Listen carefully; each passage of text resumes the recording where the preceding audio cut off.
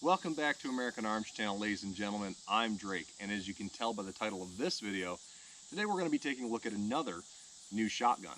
It's also going to be an introduction of a new gauge to the channel, a new chambering, and if you've been watching the channel, you kind of know that 2020 has been the year of the 10 gauge for American Arms Channel. It seems like most of the content I've been putting out has been on the Mighty 10.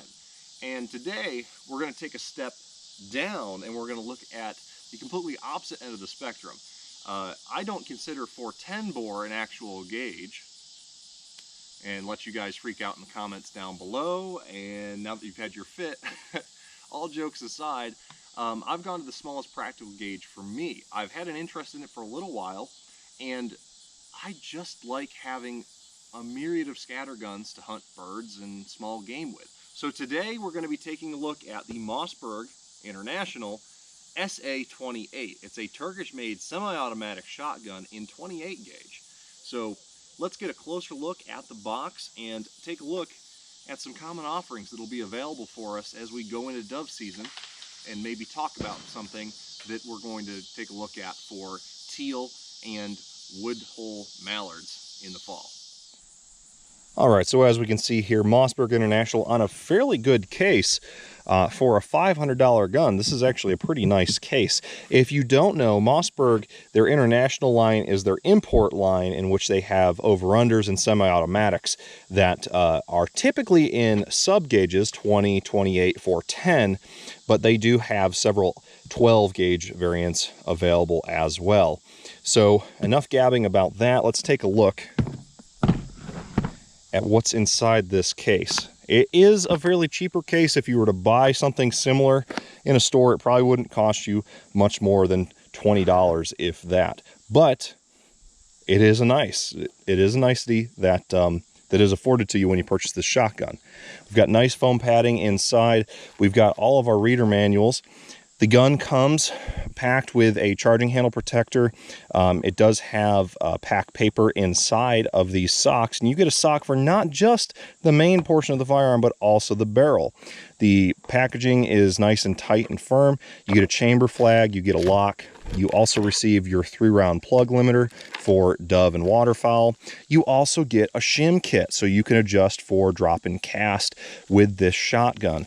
That's a pretty big deal because the version I have here is actually not a synthetic stock. It is a Turkish walnut stock. Another big value, and this is a pretty big deal, especially for a sub-gauge, you actually get a full suite of chokes. So the modified comes in the gun. You also receive your cylinder, improved cylinder modified, full, improved modified. So you get 5 flush fit chokes, and aftermarket chokes are available. If we take a look at those again,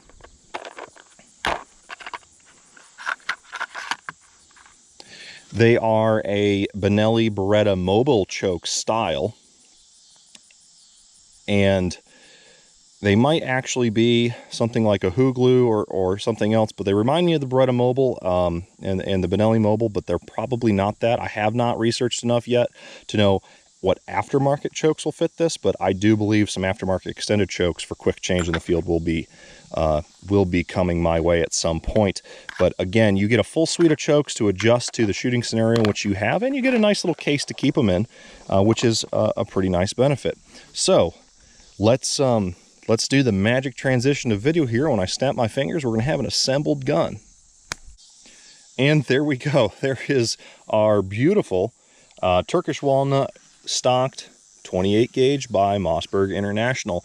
Now, if you know what the G2 Viper by TriStar looks like, you might be saying, this is an awful lot like it. And actually, when you compare the two at the store, other than the receiver accent cut being over here and not here on the right-hand side of the receiver, it is almost identical. Fore ends are a little bit longer on the TriStar, and the magazine cap is of a different style.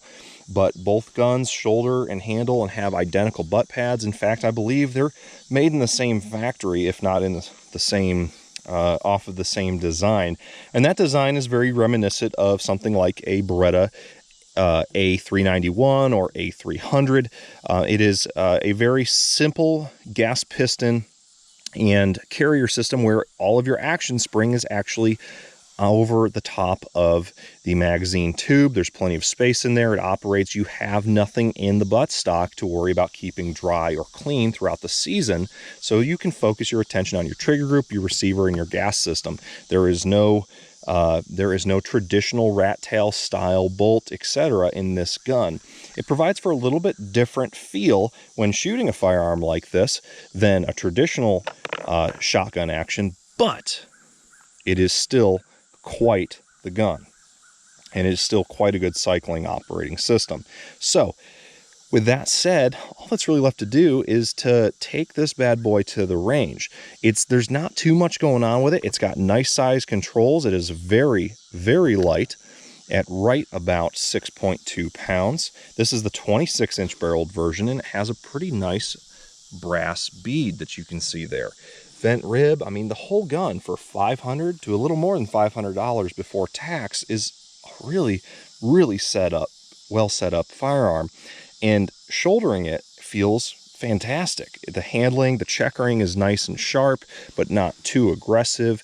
It is a very simple shotgun, and from the side, it doesn't really look that small until you start to look at how thin the barrel is. But from the top, you can see that this is definitely no 20 gauge and absolutely nowhere close to a 16 or a 12. Very, very nimble gun in hand, and I can't wait to take it out to the range this afternoon and put some shells through it. And speaking of which, why don't we get to that after this quick aesthetics break?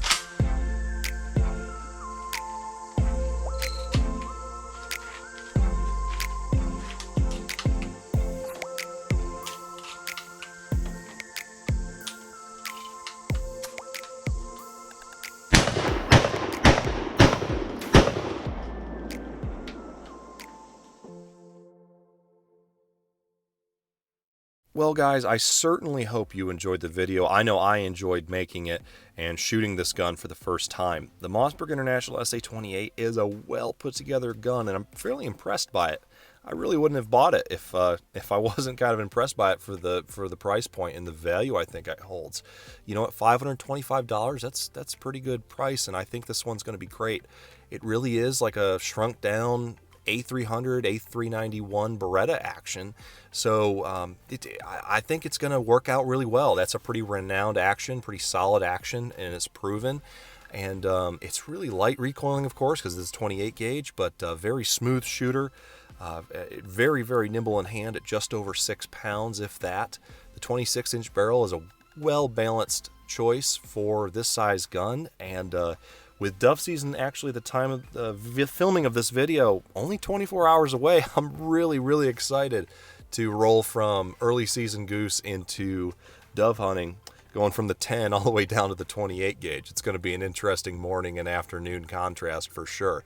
But guys, as always, stay tuned for more videos on the 28 gauge and everything else, waterfowl, self-defense, and just plain fun related. As always, guys, God bless, keep your powder dry. I'll see you in the next video.